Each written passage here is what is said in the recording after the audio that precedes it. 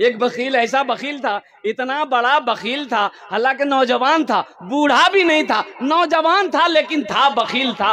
पूरे इलाके में उसकी शोहरत थी कि इससे बड़का बखील आज तक पैदा हुआ ही नहीं। 1 रुपया का सिक्का वो बाजार लेके जाता था, अब पूरे मार्केट घूम लेता था, 10 गो 5 गो चाय पी के दूसरे का पान खा के वो घर आ जाता था, सिक्का हफ्तों गुजर जाता था, खर्चा नहीं होता था। शादी किया, शादी करके आया और बीवी को सामने बिठाया, बीवी से बोला कि हंसो तुरा मालूम जो हमें खाना में की खाई। तो बीवी बोले कि हमरा की बताते की खाई जा। बोले सुन लिख है हमें की खाई। बीवी बोली कि बोलिए क्या क्या खाइएगा आप, जो खाइएगा वही बनाएंगे। बोले कि नहीं सुनो, गोश्त हम नहीं खाते हैं, मछली हम नहीं खाते हैं, अंडा हम नहीं खाते हैं, दूध दही हम नहीं खाते हैं, साग सब्जी हम नहीं खाते हैं, यानी साग सब्जी में कोई सब्जी नहीं खाते हैं। तो बीवी बोली ते खाई जागी। बोले मैं खाली दाल खाइए। तो बीवी बोली कि दाल आप खाइएगा, हम थोड़े खाएंगे। बोले नहीं खाना पड़ेगा, इस घर में वही बनेगा जो हम चाहेंगे।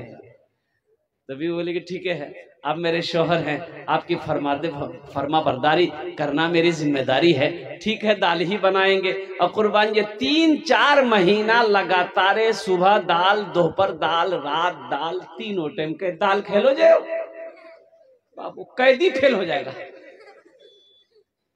बीवी बोले ने किसी दिन बहुत मन करे जा माछ खाने ली, लट्ठी लेके खड़ा हो जाए, चुपचाप रहो खाली दाल बने। अब ये अच्छी पीती घराने की लड़की थी, 7 भाई की इकलौती बहन थी। 3 महीना में ये बच्ची सूख के कांटा हो गई, हड्डी हड्डी नजर आने लगा बदन। 3 महीने के बाद मैके गई तो भाइयों ने जब अपनी बहन की शक्ल को देखा तो भाइयों ने कहा कि की गए दैया बीमार छनेगी गई, अरे हड्डी नजर आ रहा है, खाना नहीं गज लेगी गई।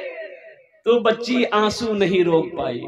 बोले भैया कौन बखीलस बियाह करेला, खाली दाल खिलावी भैया हमरा। बोले कने गोश माछ। बोले नहीं गोश माछ नहीं भैया, गोश माछ बोली ना लाठी लाके मारे जिलो। बोला अच्छा ठीक है, आंसू पोछो और दाल हमरा से निकाली दी।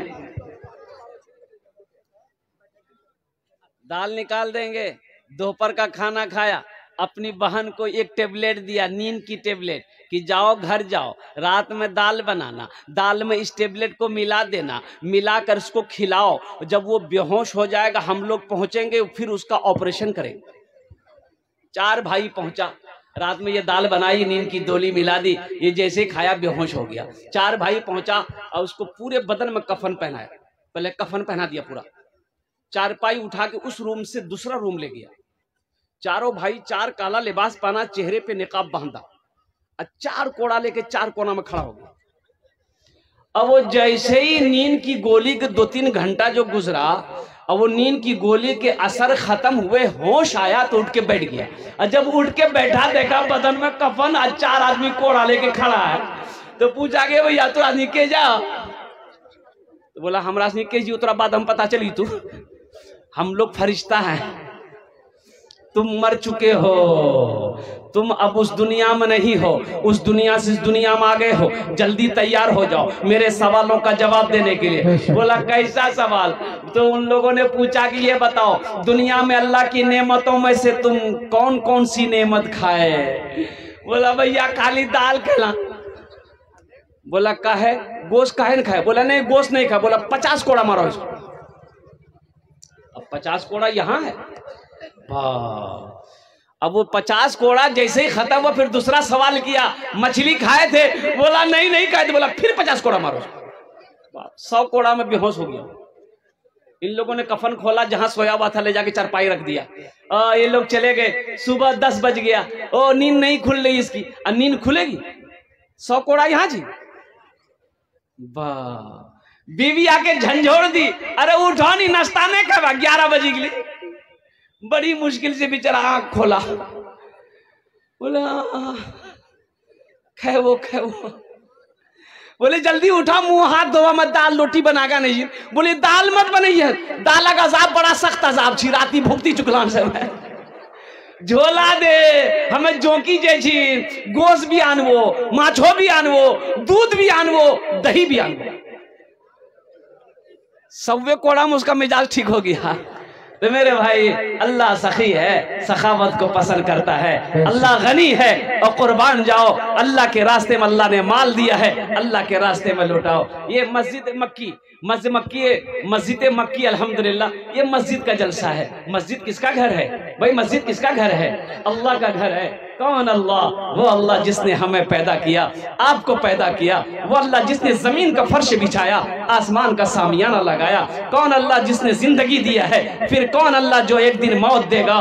फिर अल्लाह अपनी कटघरे में खड़ा करके मेरा अल्लाह पूछेगा, मेरा बंदा दुनिया से आया है, मेरे लिए क्या लाया।